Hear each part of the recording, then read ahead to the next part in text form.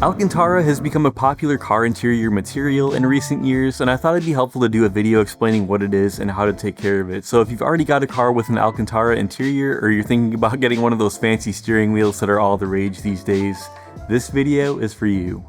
Sort of like carbon fiber, Alcantara started out in high-end performance cars and eventually trickled down into normie vehicles like this 3 Series. It's used by OEMs like BMW and Mercedes and just about every sports car manufacturer, not to mention a plethora of aftermarket brands. Note that there are other brands of similar materials like Racetex, for example, which have similar properties and maintenance regimens. Alcantara is both the name of the material and the Italian company that makes it. While we in the automotive space know it for performance steering wheels and high-end car interiors, I was surprised to learn that it's actually been around since the 1970s and it's used for everything from furniture to phone cases as an alternative to suede. It's actually kind of weird seeing it in colors other than black or dark gray. These days, Alcantara is so widely used in the automotive world that they're having a hard time keeping up with demand. So we're going to get to the cleaning and maintenance in just a minute, but first it's important to understand what it is. Alcantara is 68% polyester and 32% polyurethane, so in a word, plastic.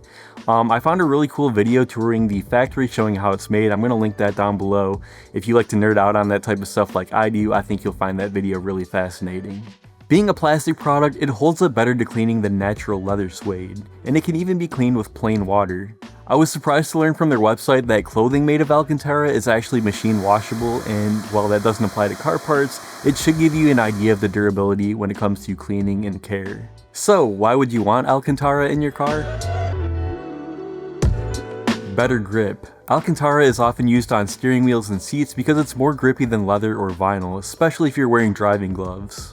More premium feeling. The texture of Alcantara can make an interior look and feel more upmarket, especially in a car like this 3 Series that had a lot of bare, exposed plastic from the factory.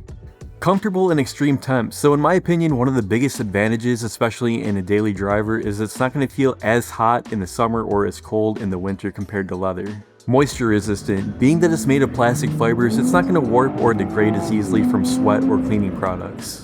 Weight savings. So for supercars with full Alcantara interiors, the material is actually lighter than leather, and while that doesn't make much of a difference on this car with a couple little trim pieces that I have, I can imagine that a full interior with seats and headliner and door cards would add up to a pretty significant savings. High maintenance. Keeping Alcantara clean requires more regular upkeep than leather or plastic.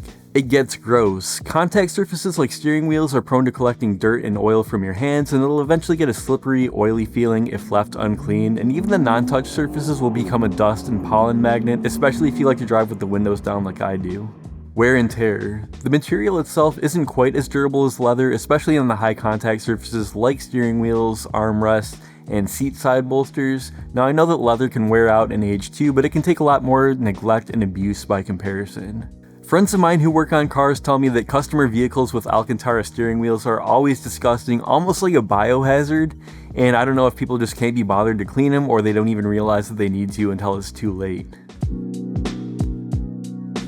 There's a lot of Alcantara cleaning content out there, but for this video I decided to go right to the source and I found an official PDF cleaning guide right on their website. I'm going to link that down below, but it's pretty straightforward.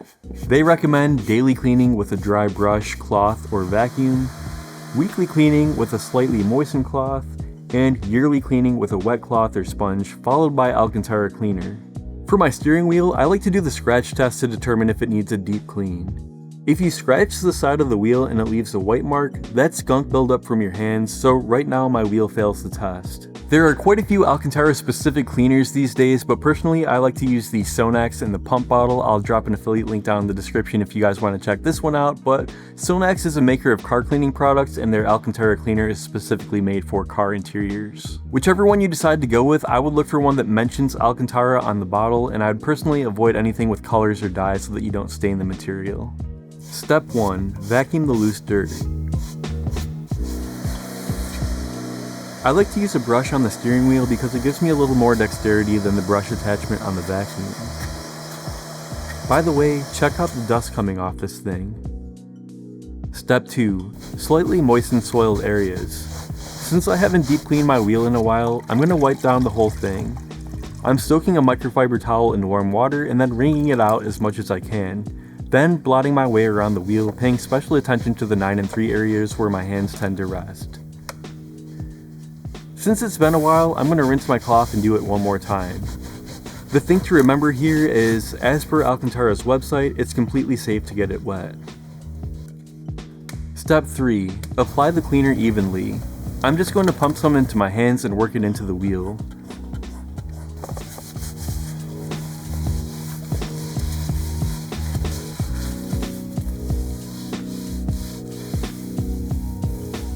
Don't forget about the backside. Rub it in with a brush to help the product penetrate, then let it sit for 5 minutes so it can work.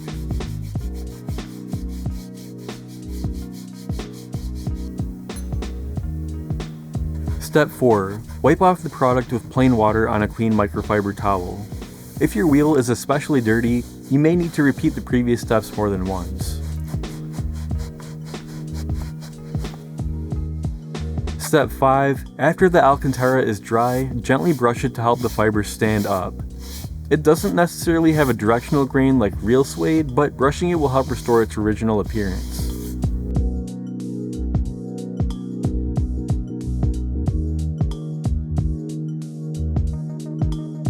The key here is to keep up with regular maintenance cleaning. Don't let it go for so long that it gets all soiled and nasty. A few people I know who have Alcantara steering wheels like to wear driving gloves. Now that's not really my style, I just like to kind of hop in my car and go, but it does make me more conscious about how clean my hands are, and I've gotten in the habit of washing my hands before I go for a drive, which probably not a bad idea to do anyway.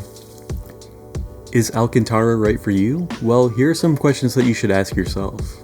Is it going in your daily driver where you're driving 6 or 7 days a week and putting a lot of miles on it? Do you work in an industry where your hands are dirty after work? And are you the type of person who doesn't mind the occasional deep cleaning and the upkeep? You guys just saw what was involved in getting the steering wheel clean, and while it's not terribly difficult, it is going to require something of you that a leather wheel does not. There's no doubt that Alcantara has some unique benefits, but is it the high-tech material of the future that it's being touted as, or is it just more hype and marketing from the car industry? For standard production cars, our options have pretty much been leather or cloth, so I do welcome new materials in everyday cars. Let me know what you think in the comments down below, and please share this video with someone who needs to clean their steering wheel. And as always, links for everything will be down in the video description.